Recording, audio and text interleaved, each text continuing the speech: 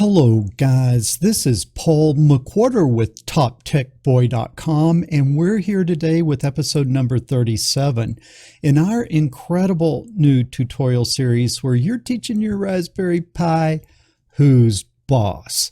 What I'm going to need you to do is pour yourself a nice tall glass of ice cold coffee. That would be straight up black coffee poured over ice. No sugar, no sweeteners, none needed.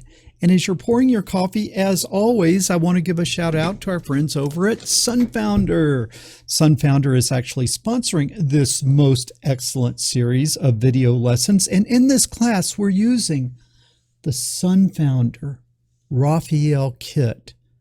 The Sunfounder Raphael kit. Most of you guys probably already have your hardware. If you don't, look down in the description. There is a link over to Amazon where you can pick this kit up. And believe me, your life and my life are going to be a whole lot easier if we are working on identical hardware. Sunfounder, putting the tech back in TopTechBoy.com. But enough of this shameless advertising. Let's jump in and talk about what I am going to teach you today. And what today's lesson is, this is one of a series of lessons that we are doing on building a portable, deployable alarm system. Now, more broadly, what I'm trying to do is I'm trying to show you how to develop projects around the Raspberry Pi that are not tethered down to the desktop, but that you could actually deploy them and use them. So in order to do that, you got to break yourself free of the keyboard, and you got to break yourself free of your monitors, and you have to have systems that you can actually deploy. And along those lines, I think this is probably about the 6th lesson in this series where we've been working on this. And what you can see is that we have developed, let me get a better view than that. We have developed a little bit of a system where we are incorporating a keypad for user input, an LCD for output. We have incorporated a PIR sensor, and all of this connected to the Raspberry Pi. So again, trying to break loose from the keyboard, break loose from the monitor, and be able to have a system that we can actually run. Now, where we ended up in the last lesson is we have this system working, but we did not have an audible alarm. We can arm the system. When it's armed, it's looking for an intruder. If there's an intruder, then it just prints down here that there is an intruder, and then we can disarm it or we can change the password. Okay, what your assignment was for today was to add an audible alarm. How many of you guys were successful? If you were successful, leave a comment down below. I am legend. And if you were not successful, leave a comment down below. I folded up like a cheap Walmart lawn chair. And unfortunately, we are learning that there is a new group of you guys out there, and that is the group where your comment is, I never even entered the arena.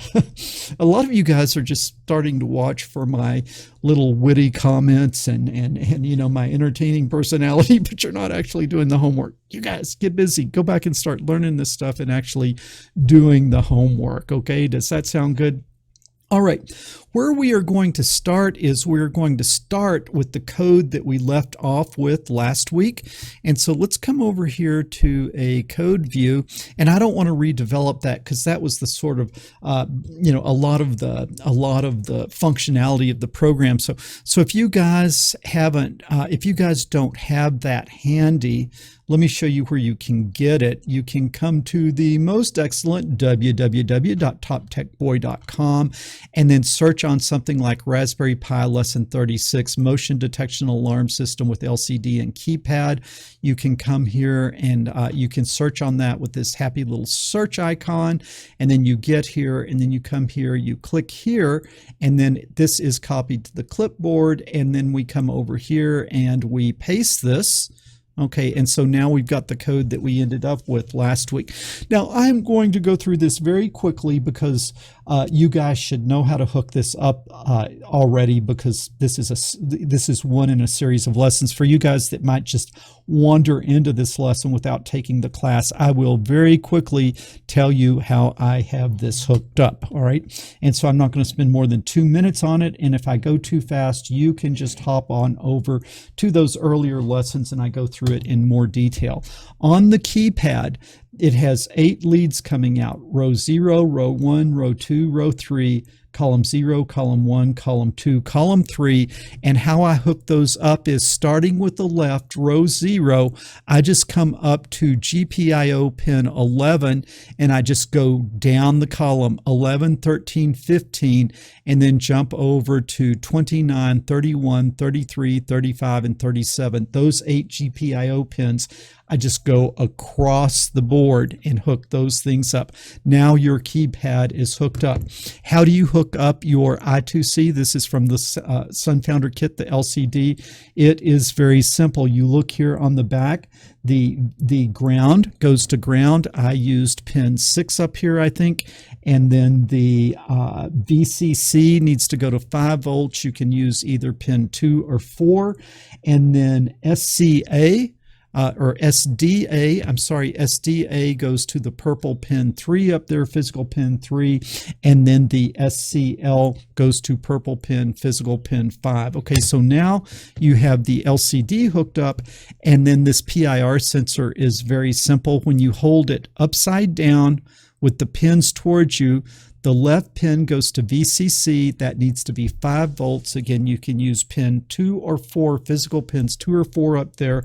The orange, or the center pin as you're looking at it like this, that is a GPIO pin. That's what you're going to read from. And so I go to physical pin 12 up here, GPIO pin 12, and then the right one is ground, and I put that on pin 14 here. So if I went too fast, go back, watch one of the earlier lessons where I show you in more detail, but that should be able to get you started.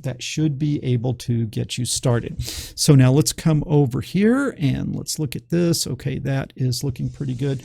I'm just trying to get this silly sensor where it's not pointing right at me, because when it's pointing right at me, it's hard for it not to just be continuing to go off. But let's try it like that.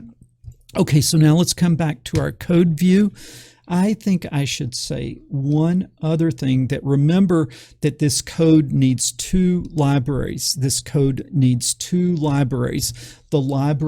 first library is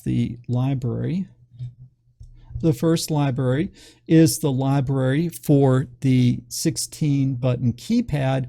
You can get that at toptechboy.com. If you search on library for reading a 16-button keypad, you come down here. Here is the code. This is the library. So you need to store this code in your main Python folder. Whatever folder has your main program, you need to put this library in, and you need to save it as uppercase kplib.py, and then you're also going to need the LCD library, and you can get that at toptechboy.com, searching on library for I2C connection of the 1602, something like that. You get this code, and then you will save this code as uppercase LCD 1602.py. Again, save that in your main Python folder. Okay, does that make sense? I hope it makes sense. And let's just do a little quick bookkeeping here. And I'm trying to get back over to our overhead view. Okay, and so today, now in the last code, the code that we ended up with last week, I'm going to need to do a quick maintenance thing here. Disconnected. Ready to pair. Okay, sorry. That was the Bluetooth. Okay, that was the Bluetooth. So let me just talk a little bit about where we're going today. In the last lesson, we could disarm, or we could change the password. We could arm, we could disarm, or we could change the password of the system.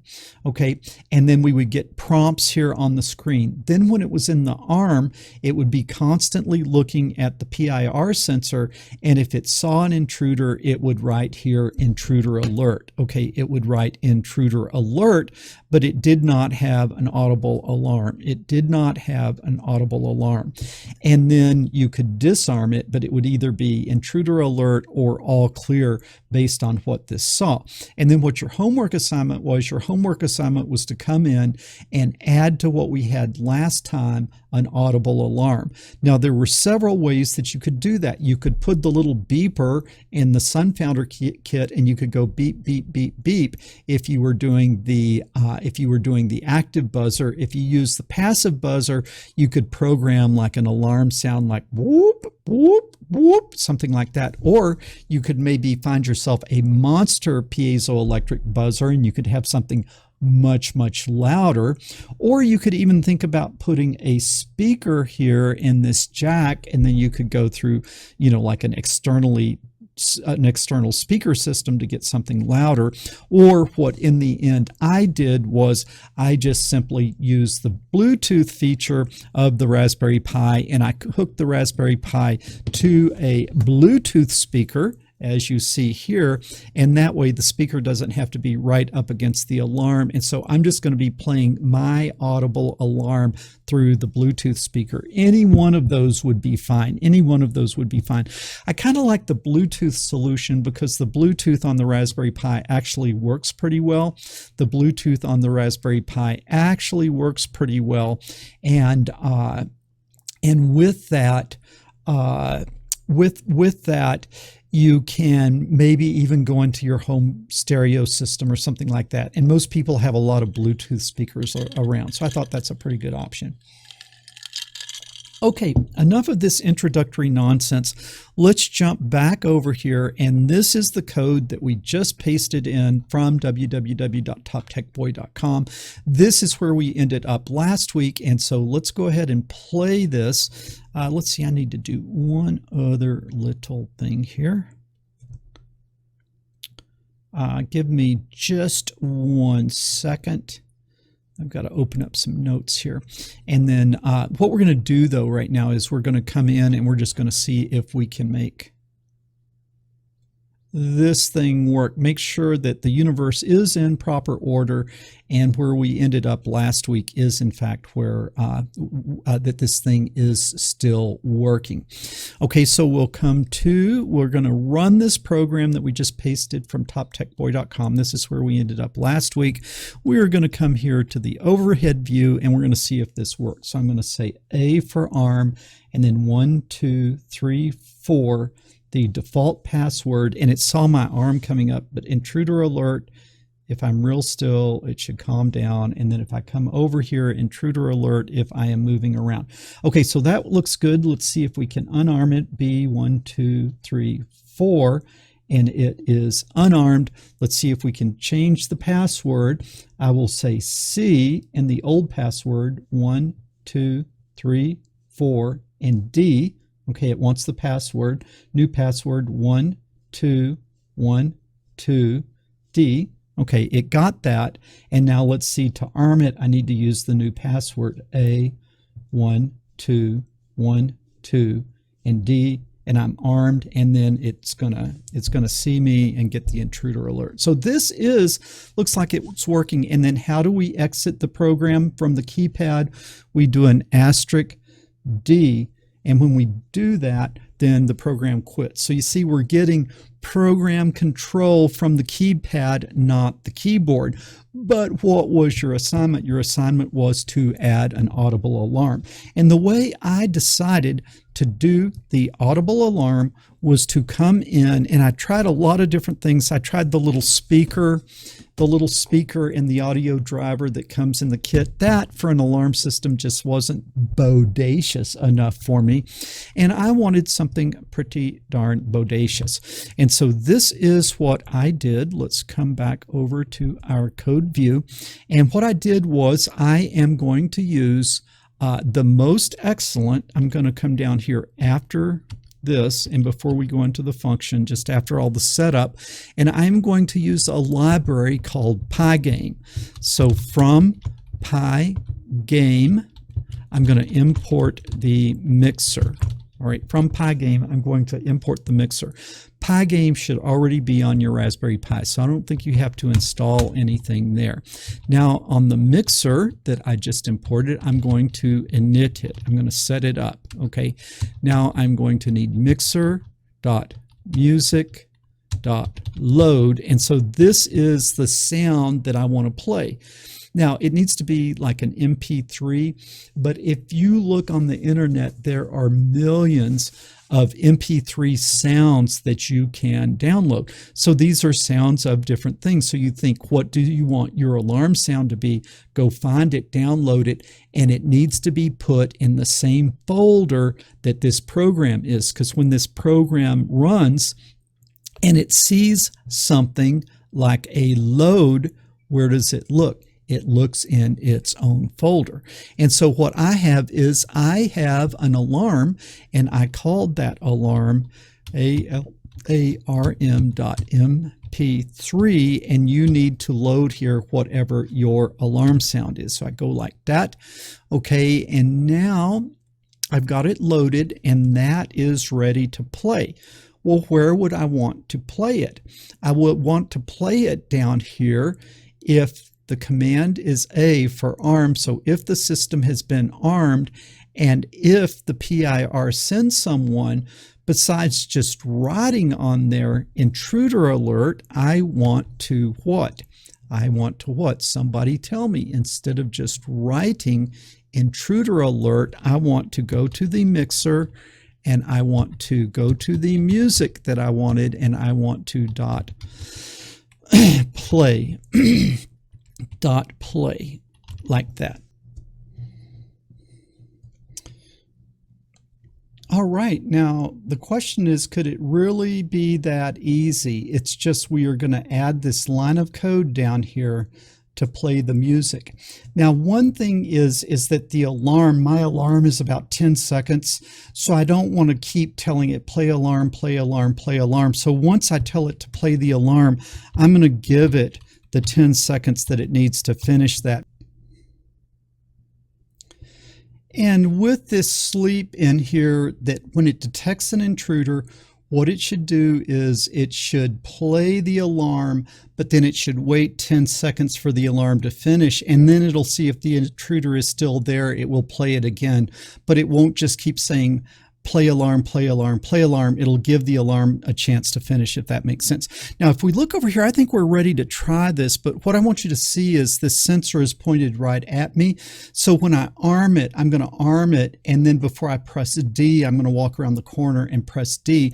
Then I'll leave the studio unattended, and we will see if this system will successfully detect unauthorized personnel in the old toptechboy.com studio. So are you ready? I am so excited. I hope this works.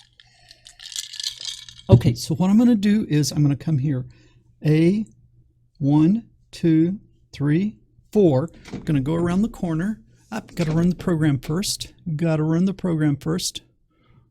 Okay, now I'm going to go 1, 2, 3, 4. Not going to press enter yet.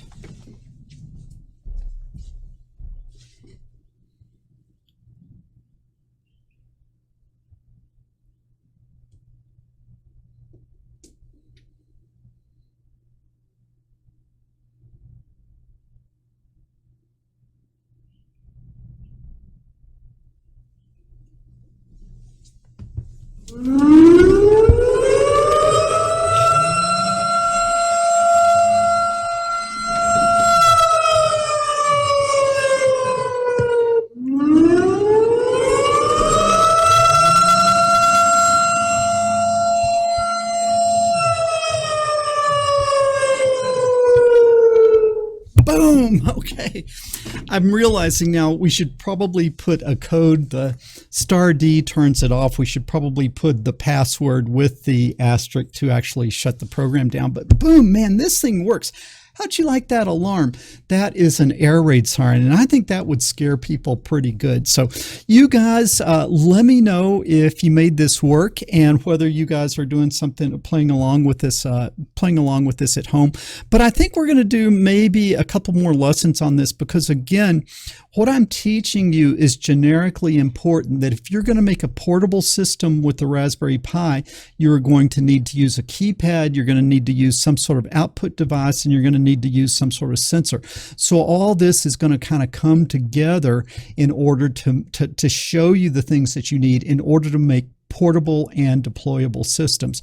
So I think I want to give you one more assignment related to the alarm, and then we'll start moving forward with other things that we need to really make this thing completely portable, because you see, even now we really still have some stuff hooked up to it here that even though I can use the keypad and I can use this, we've still got monitors and stuff like that. So we want to go completely portable in the future.